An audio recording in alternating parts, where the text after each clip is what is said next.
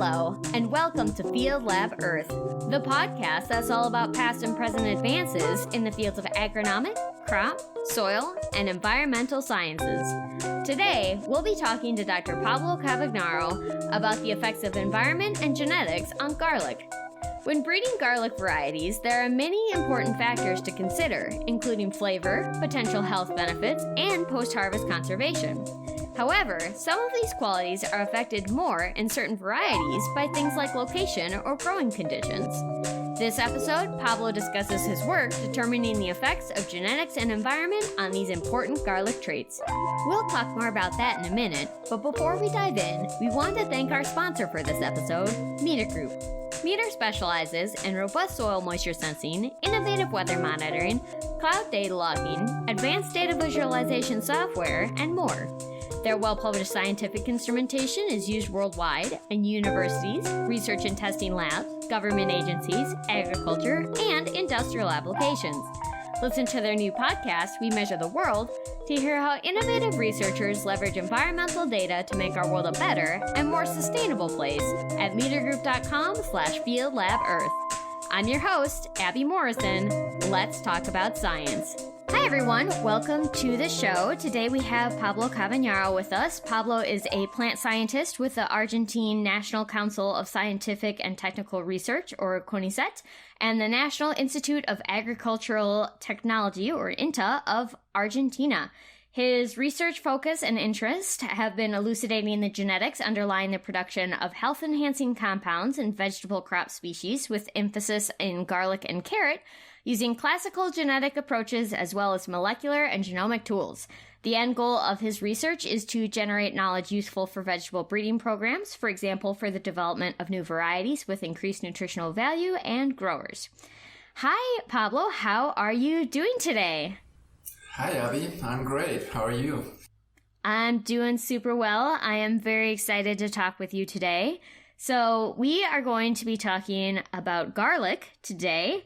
So, I feel like a lot of people are familiar with garlic, but might not know just all of the fun little intricacies of garlic. So to get us started, can you tell us more about garlic in general, where it's grown, how much it's grown, some of the different health benefits and uses associated with it, and then also just some of the technical terms that might kind of come up later in the podcast? Yeah, sure. First of all, thanks for having me on your show. It's a great pleasure and an honor to be here, and I hope it'll be fun. So, garlic is one of the vegetable crops that is being most studied in the last decades, and most of it because of its amazing health-related properties. Garlic has a set of compounds that are organosulfur compounds.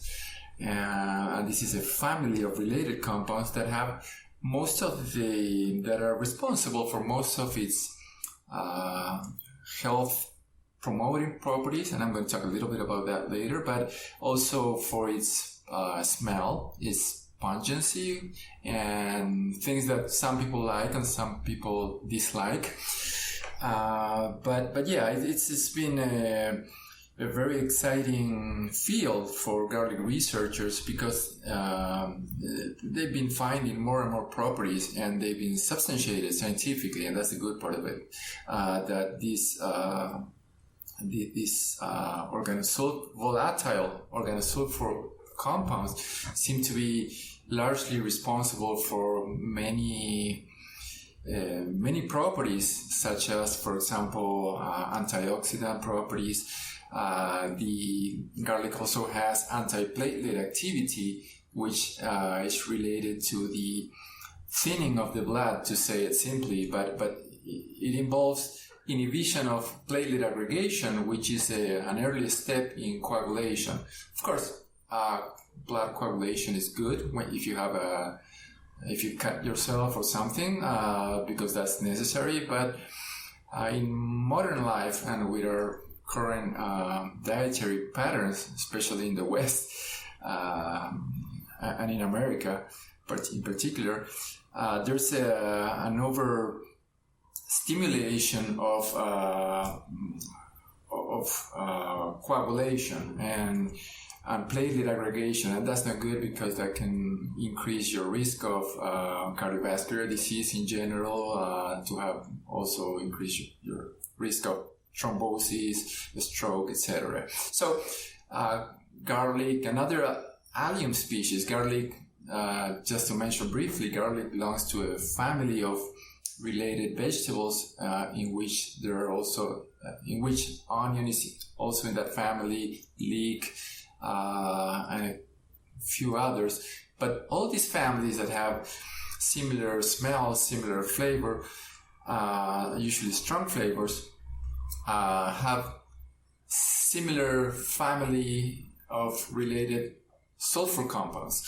And so having garlic or onions or these other species as a dietary component on a daily basis is good because it prevents excessive blood platelet aggregation, and that can contribute to reducing your levels of cardiovascular disease in general.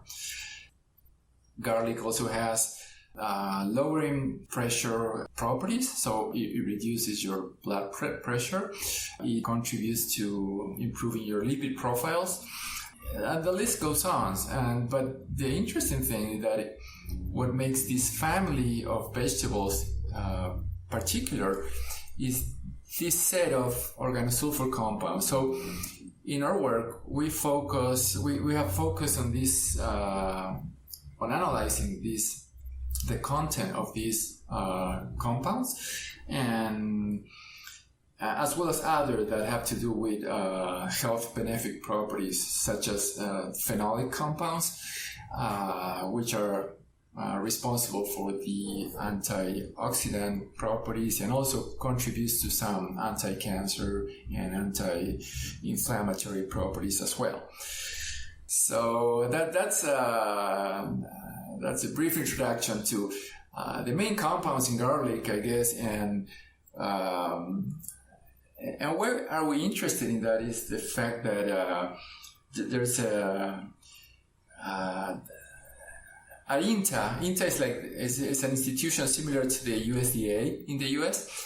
So we're interested in developing new cultivars, and there's a market, there's a potential market, and there's a demand for milder and more pungent garlics. They're both completely different markets, and the idea, and the same is for onions. So the idea is to be able to have varieties that can be consumed fresh without cooking, and others that can be cooked. But so since the pungency is related to this organosulfur compound, that's one of the reasons that we work on this set of compounds on this species, because the final interest is to develop cultivars that have lower or higher pungency or higher anti-platelet activity or anti-cancer activities or anti-oxidant activities. And but in order to generate those cultivars, we need to understand how the system works. We need to analyze the materials with which we work to have an estimate of what's the range of variation of the materials which will be used for the breeding programs developing these cultivars. And the more we understand on the mechanisms of how these compounds are produced and the genes underlying their production, the more efficient the breeding programs are in terms of the time that it requires for a cultivar to be developed. Sure. Yeah, it seems like then this specific research project was kind of a baseline, just trying to match certain traits maybe to how they're impacted by, both finding the genes that, increase or decrease these different attributes, but also how those can be affected in how they manifest, I guess, in the final crop based on where they were grown. So, and you had kind of 3 research objectives within that subset. So could you, confirm that that's a correct summary of your work, Yeah. but then also, could you tell me more about kind of what specifically you were looking for?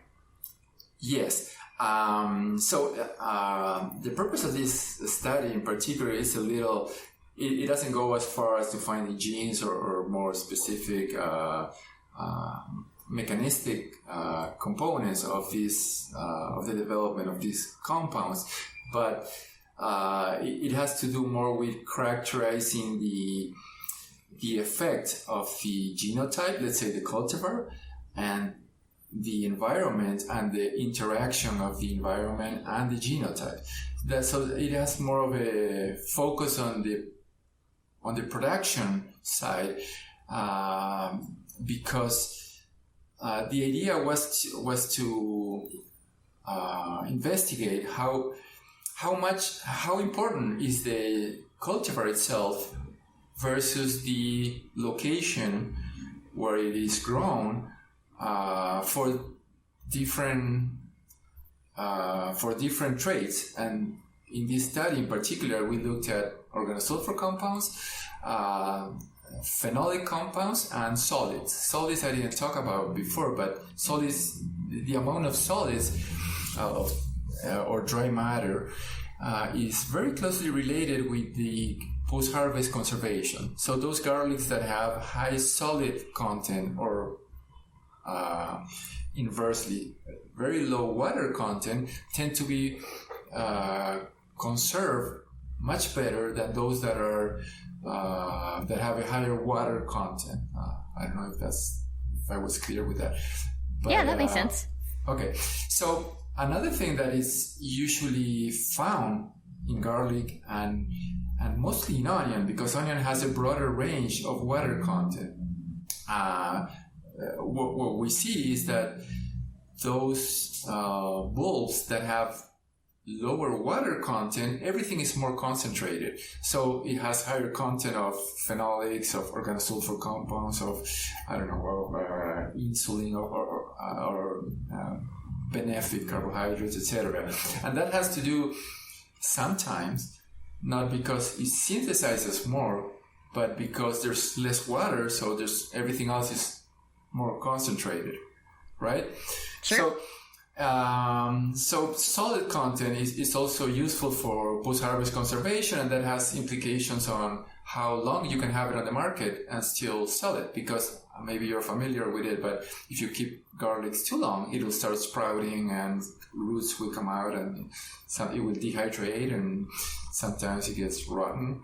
So all those are negative things that you want to avoid.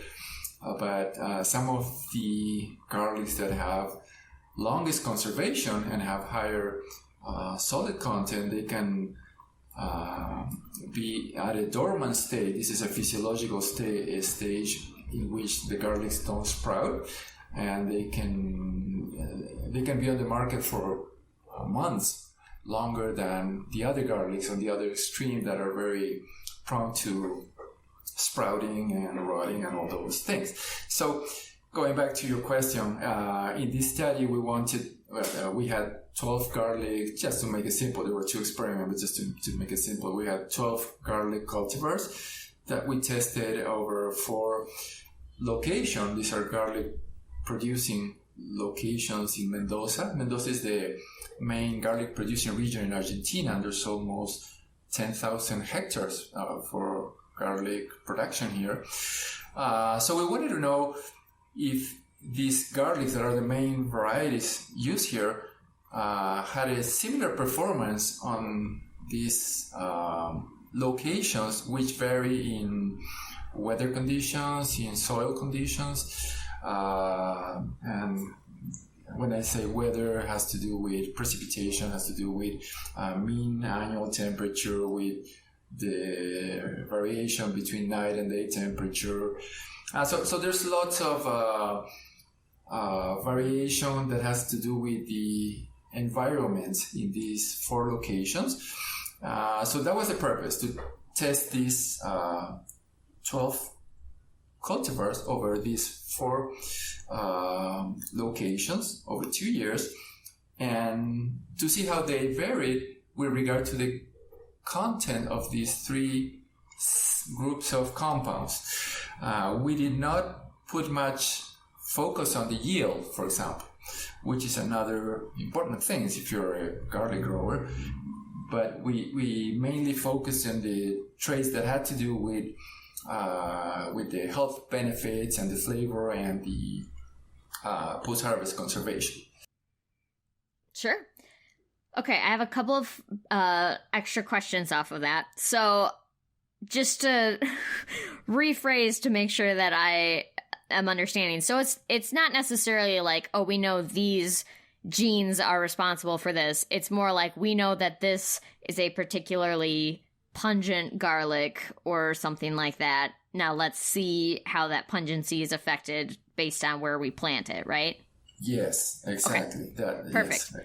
So then my next question is, for these 12 different cultivars that you were testing, how did you decide which ones to plant? Were they all kind of similar, or were you like, this is the one that is really, really pungent, this is the one that just traditionally has high solids, and like trying to, like, how did you make that decision?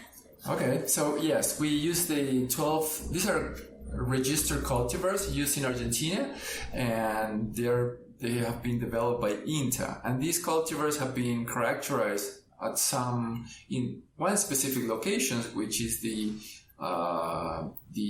experimental station of INTA. So there's one environment, and we had data on their behavior, their performance in that particular location, and there was variation for all these traits. So we, of course, there are other cultivars, but we choose these 12 because they harbor enough genetic variation. That's based on some previous work that we've done, but they also had a variation with regard to their geographic origin. Some came from Russia, some came from the US, some came from the Mediterranean, most of them, some came from Brazil. So there was a good sampling of that represents the amount of genetic and phenotypic and geographical variation that we had in our garlic collection at INTA. And within that variation, we also had variation for these 3 traits that we focused on. So that was the main criteria which we used for selecting these materials. Sure. That's so cool. I didn't know garlic was grown in Russia or a lot of those places. I mean, the Mediterranean made sense, but some of those other ones caught me by surprise. So then for the locations, like, how were you able to suss out the differences between like, oh, it was definitely the rain versus it was because it was hot? Because I imagine, like, you know, South America has a lot of places that can be very warm and rainy. So how were you able to determine, or was it just kind of like this general broad strokes type of area has this effect, and we don't know yet if it's because it's hot or because it's rainy or because of the soil or some other thing? Okay, so it's more on the latter part of your question, the situation.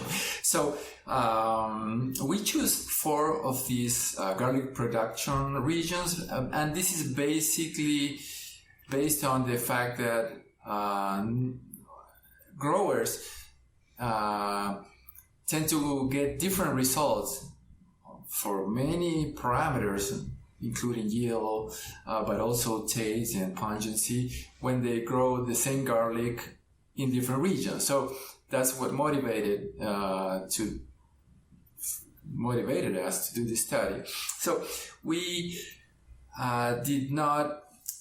So this is the first study where we choose 4 major production regions, and then we perform the study. But we did not choose those locations based on particular. We knew that they differed on these many environmental issues or variables, but we did not choose them a priori because of this or that factor, because this had, I don't know, this soil and the other one had that type of soil, or this mean temperature and the other was cooler or had higher mean temperature. But we just wanted to choose different sites, different location, growing sites, to see how they compared for these traits. And after we made the experiment, and perhaps we would need to go back to the results of the experiment, but we so what we found in the study was that because going a little bit back is that growers tend to grow the garlic that produces the highest yield and the more and that they can harvest first, just because that's what they earn money out of, and the sooner you get the garlic out of the field, the less risk you have of, I don't know, having a huge storm, any climatic factor or anything that may ruin your harvest. So, but when you go to the market, some markets in particular pay attention to these traits that we're looking at: the quality, the post-harvest conservation, the pungency, and so it doesn't pay off at the end if you're just growing garlics based on yield and premature harvesting. So going back to the results, what we found is that the genotype, let's say the cultivar, only explain part of the results. And we use specific statistical analysis for this, but for the different traits, the genotype only explain from 15 to 50% of the variation found. And the rest of the variation had to do with the environment. And by environment, I mean the location and specific interactions of the location and the cultivar.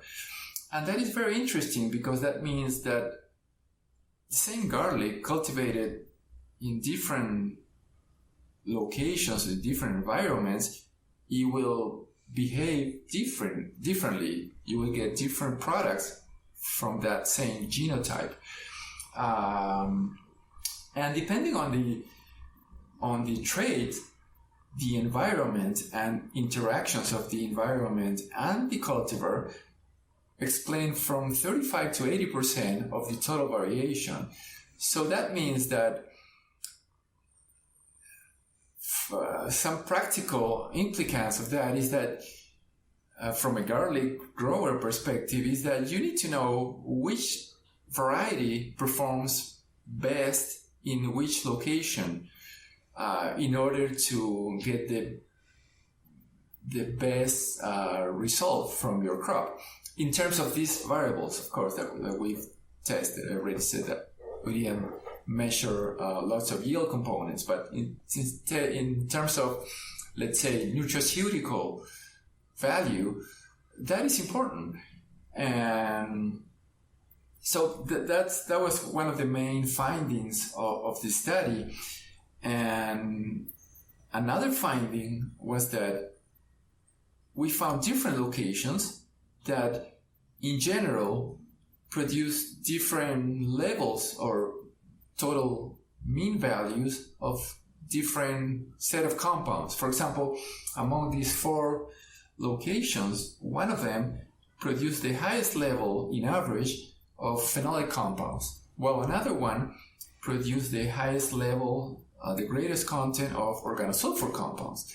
And that is interesting because if, let's say, you have a new garlic cultivar that has not been tested and you want to produce, for example, garlics with very strong flavor that is directly related to its nutritional value, anti-platelet activity, anti-cancer, anti-hypertensive, antioxidant, all those are correlated. Then you would choose, if you don't have prior information, you would choose this location that in general generated higher content of these compounds.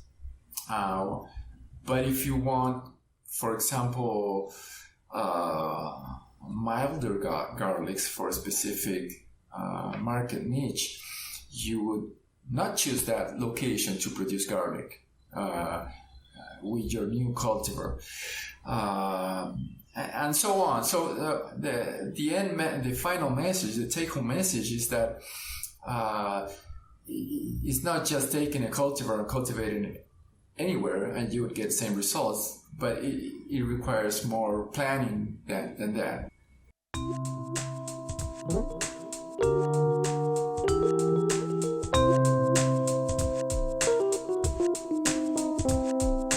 Hi everyone, I hope you're enjoying the show. Interested in learning more? Pablo's paper, Genotypic and Environmental Effects on the Concentration of Bulb Phytochemicals Associated with Garlic Flavor, Health-Enhancing Properties, and Post-Harvest Conservation, published in Crop Science, will be freely available for the next 2 weeks. If you are a certified crop advisor or certified professional soil scientist, you can take a quiz for continuing education units for this episode, which can be found in our show notes or on certifiedcropadvisor.org. Thanks again also to our sponsor, Meter Group. Meter specializes in robust soil moisture sensing, innovative weather monitoring, cloud data logging, advanced data visualization software, and more. Their well-published scientific instrumentation is used worldwide in universities, research and testing labs, government agencies, agriculture, and industrial applications. Listen to their new podcast, We Measure the World, to hear how innovative researchers leverage environmental data to make our world a better and more sustainable place at metergroup.com/fieldlabearth. Thank you for being our sponsor. Let's get back to the show. Obviously, that's a very wide percentage range for variation. Did you find that certain cultivars were more susceptible to environmental changes, or was it mostly just whatever they operate at is kind of somewhat proportionally changing all at like the same level of change? Does that make sense? Yes, perfect sense. Yes. So we found both. We found that certain traits were more influenced by the environment than others. For example, solids content was the least influenced by the environment, and for solid, the genotype, that is the cultivar, explained nearly 50% of the total variation.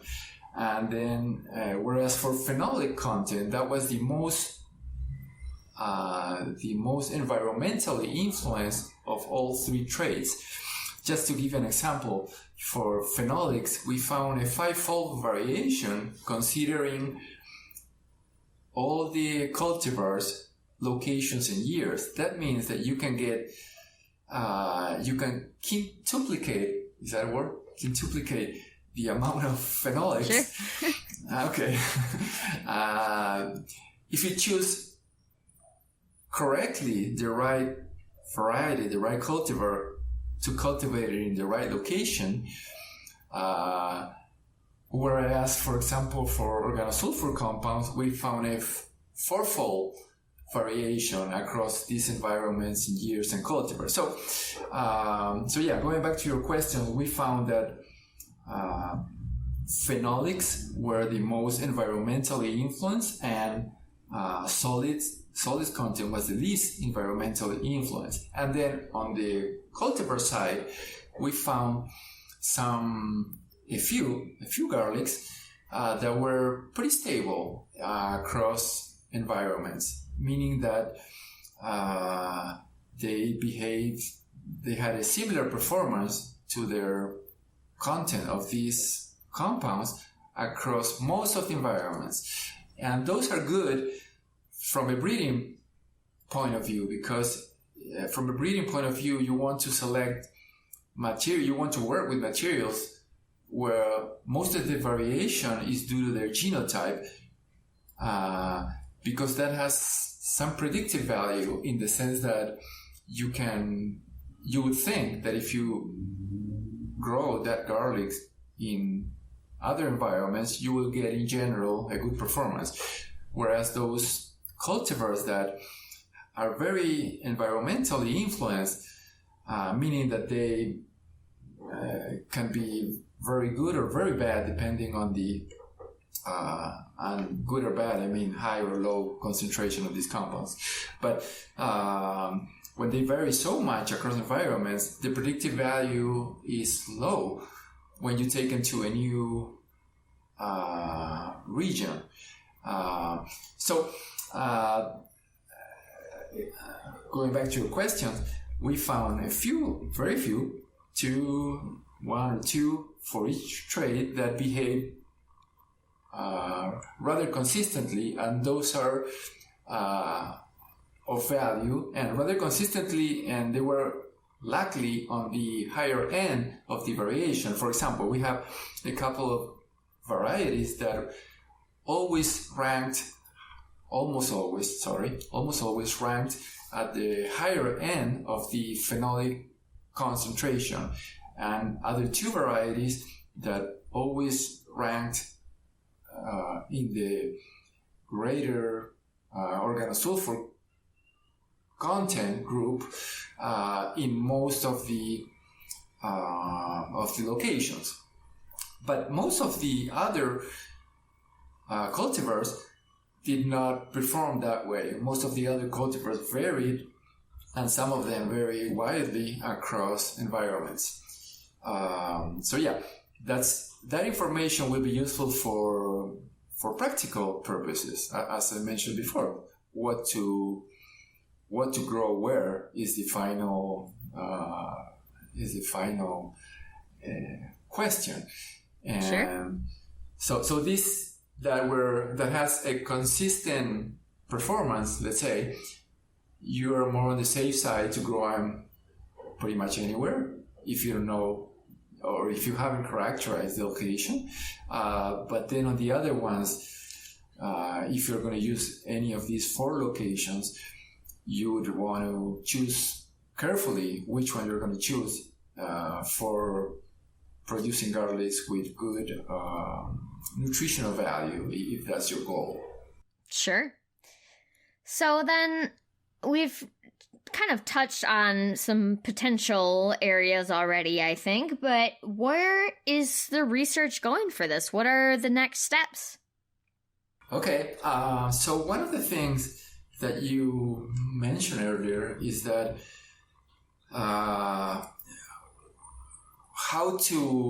because you cannot characterize every single potential location that you're going to use for growing garlic. So one thing would be to, one of the relative weakness of this study is that we did not measure enough soil parameters, enough weather parameters to have a good understanding of which environmental factors are the ones that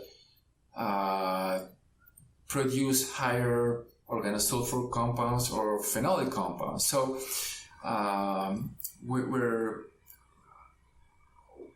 our next goal related to this research is to replicate this type of analysis, maybe under control conditions, varying these environmental variables. Let's say, for example, testing different soil types under the same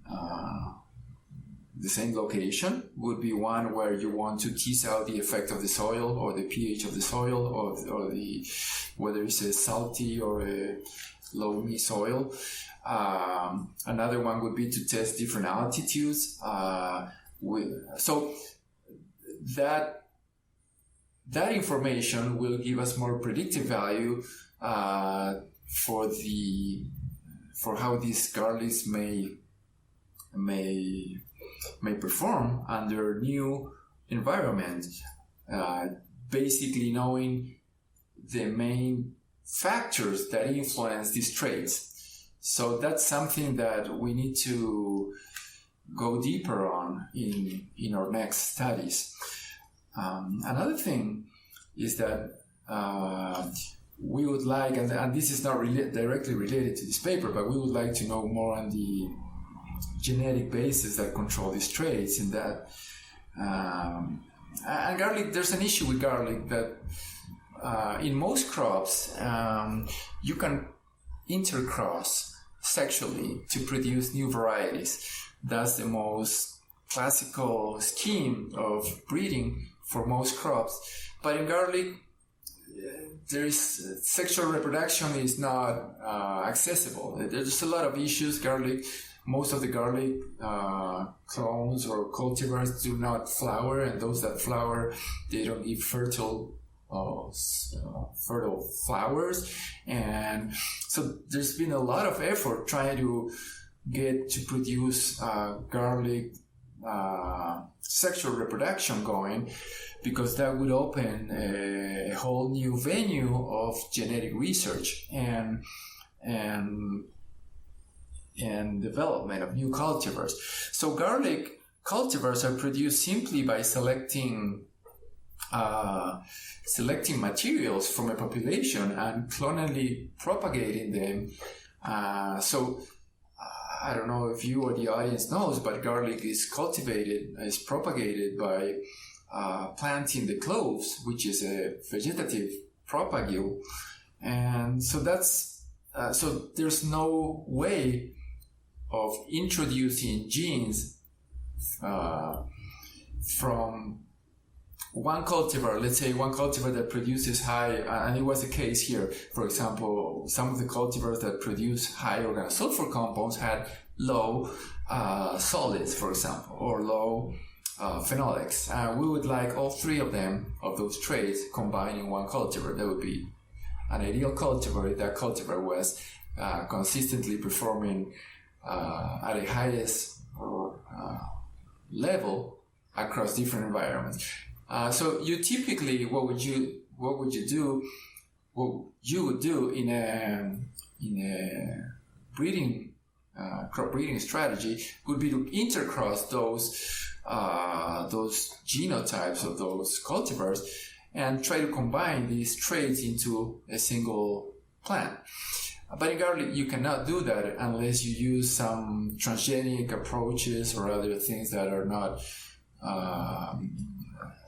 they're not experimentally, they've been developed and they work, but I don't know of any transgenic garlic out in the market, and I don't know how the public would react to that. I'm not sure, but that's not so the thing is that until researchers find a way to intercross garlic, the only way to improve garlic is by characterizing the germplasm and selecting those materials that have higher performance for whatever trait you're breeding for, and then clonally propagating those and keep evaluating those in different environments.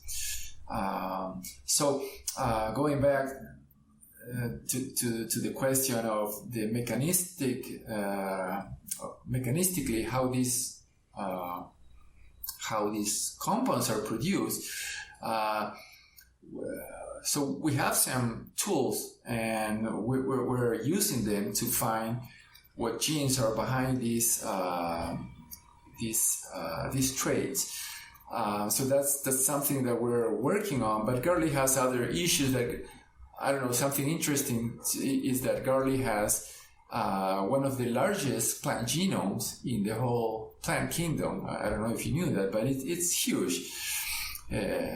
It's the size of an hexaploid wheat, and so it's very big and it's very complex, and so it's not an easy plant to work from a genetic and molecular biology point of view. But nonetheless, it's very exciting, and garlic has a lot of properties that justify doing research on these species. That's amazing. I had no idea. It didn't even occur to me of like, oh yeah, I guess you would just plant the bulbs. Wow, that's amazing. You plant the clove of the bulb. Sorry, yeah, not the bulb. Which is part of the bulb. But for example, in onion, there's not such problem. In onion, you use the seed to propagate the clove, the crop, and you have all these sexual interaction. There's not that limiting issue, but in garlic, that's not the case. And nonetheless, garlic has a lot of variation, genetic variation. So there's a hypothesis that most garlic researchers and breeders have is that initially, in its origins, garlic did have sexual reproduction. And that's where most of the current variation came from. But sometime through the history of its evolution, it loses ability to sexually propagate on the way. So now we're stuck with clonal propagation or agamic propagation as a tool for breeding for the moment. Yeah, that's so interesting. Oh, I love that. I'm learning so much today. This is great. I have 3 questions left for you. So the first one is, if people want to learn more about this topic, where can they go? Depends what type of information you want. If you want like scientific information, like hardcore papers and results from research studies, etc., you can go to PubMed. You can go to PubMed is a good start. Google Scholar. You can type garlic or whatever trait. As I mentioned before, it's regarding health-related aspects of garlic. I think it's probably one of the species with largest content of research data that you can find on the web. So those could be 2 sites: Google Scholar, PubMed, ResearchGate.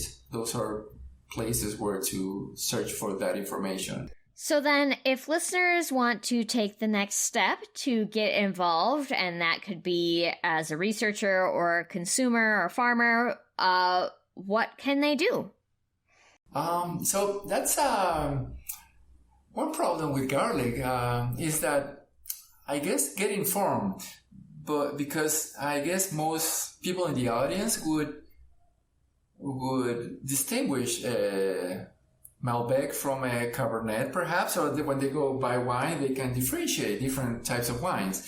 But most people go to the market and just ask for garlic, and without differentiating whether it's a pungent or a mild garlic, whether it has this or that quality. And so that's a both-way street. So it has to do with consumer information, and on the other hand, people who develop the cultivars try to characterize this, or should make a better job at informing the consumer about the properties of the garlic, of the different cultivars out there.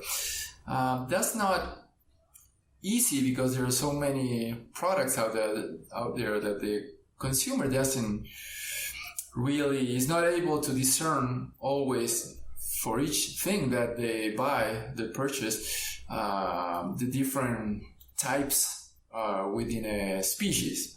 So I guess that applies for many other crops. If you buy bananas, you don't differentiate different bananas. If you buy corn, the same, or apples perhaps, yeah, some green from red. And so at INTA, what we're trying to do, without much success, to be honest, for so far, is to be able to differentiate the different garlic cultivars based on these traits, if it's good for your health, if it's good how you should combine it with different other meals, if it's based on the different levels of pungency, etc. So that requires certain packaging so that the consumer can have options to select from.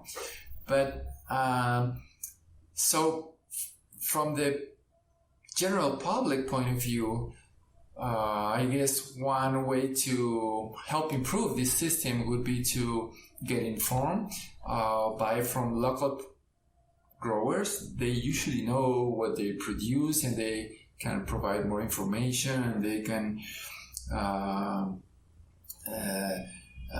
they usually have their favorite varieties. And one thing about garlic that is a good thing on the fact that they cannot propagate sexually is that anyone can cultivate garlics. If you buy a clove of garlic, you can a bulb, you can get it. If you like, a few cloves of that, you can get the cloves, plant them, and then you can have a garlic crop from that particular genotype. That's something that you cannot do with hybrids, for example, or other crops.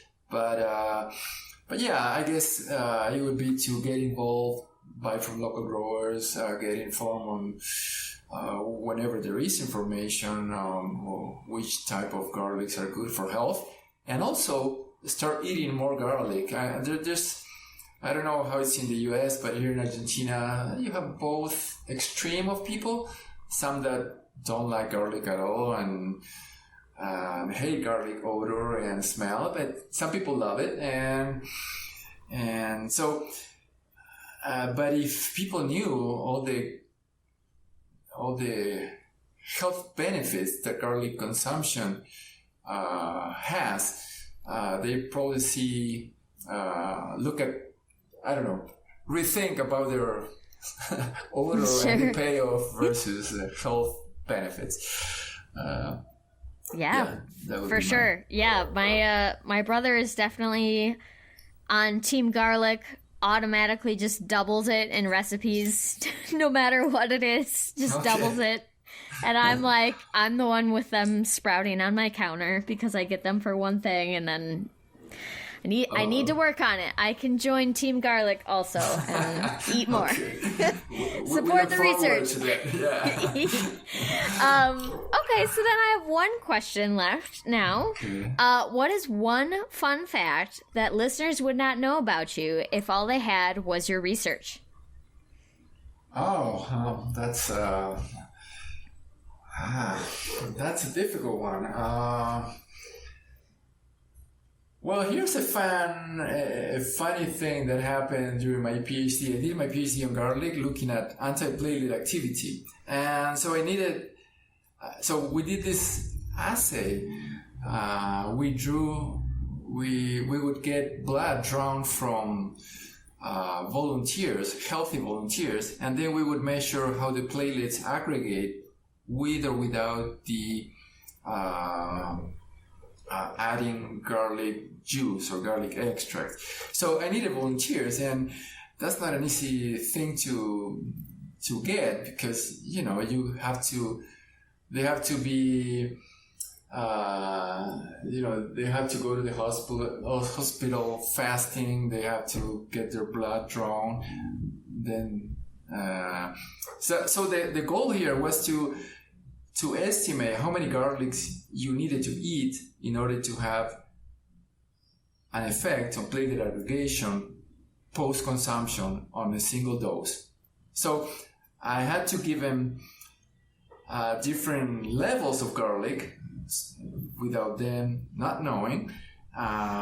So we had 1, 2, 4, 6, and 8 garlic cloves in a meal, specially prepared.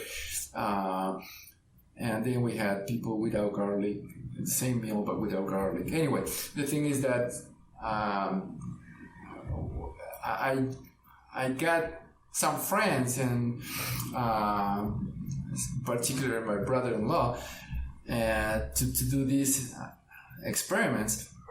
And so he apparently he was very susceptible to garlic, and So he was not fortunate, and he got one of the higher dose apparently, and so he got all sick. And from there we learned that from 1 to 2 garlic cloves is enough to have an effect on a daily basis, but from 1 dose you would get an effect on platelet aggregation. So that's the result of the study. But he reminds me every time he sees me, almost, and not so much anymore, but he used to remind me of that. And he so he never ate garlic again after that, or he hasn't eaten garlic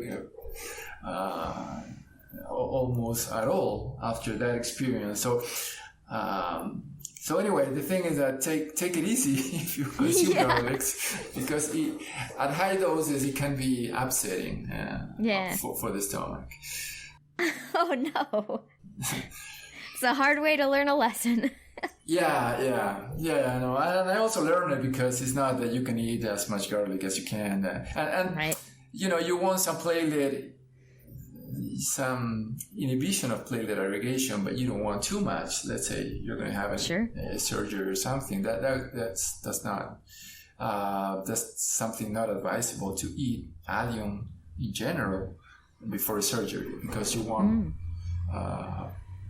coagulation to be functional when you go through that. So it has some pros and cons, but in general, it's a good dietary component to have in your table. Balance and everything. Exactly. Well, this has been so lovely. I'm so glad that you were able to come on and help me learn a whole bunch about garlic and our listeners. So thank you so much for all the research you're doing. And yeah, thanks for what you do, and best wishes moving forward. Oh, thank you, Abby. It was great being in your show, and I really enjoyed talking to you and your audience. Hi, everyone, and welcome to our Student Spotlight, where we highlight the work of graduate and undergraduate society student members. Today, we'll be talking to Deepak. Welcome to the show. Can you start us off by introducing yourself and where you're studying? Sure. My name is Pablo Ghimire, and I'm a third-year PhD student at Department of Agronomy and Horticulture in the University of Nebraska-Lincoln. My specialization is in soil and water sciences, and I work at Panhandle Research Extension and Education Center at Scottsbluff, Nebraska with Dr. Bijesh Mahajan. Wonderful. And what are you currently researching?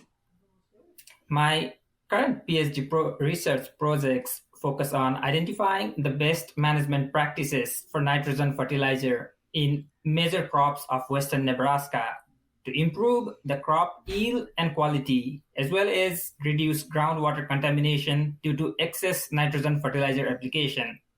Groundwater contamination with nitrate, a form of nitrogen, is one of the threats to communities in Nebraska, and lack of proper management of nitrogen fertilizer, particularly application at higher rates, is identified as a major cause for the contamination, among others.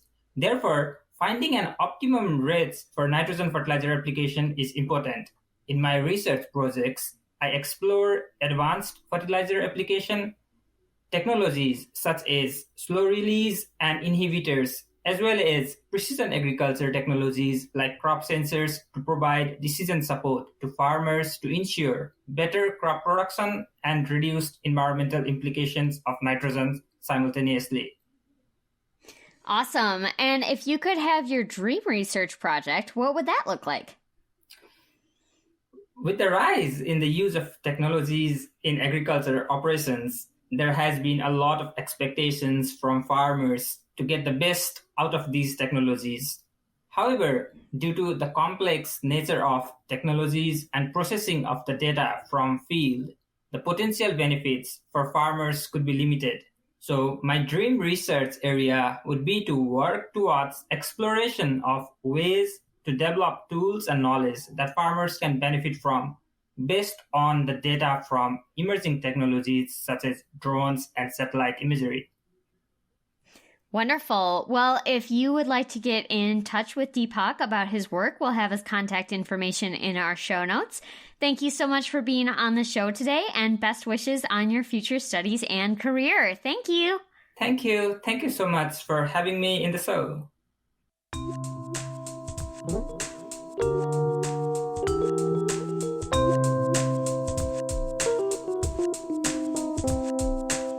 you for listening to Field Lab Earth. More information can be found in the description below. Thank you!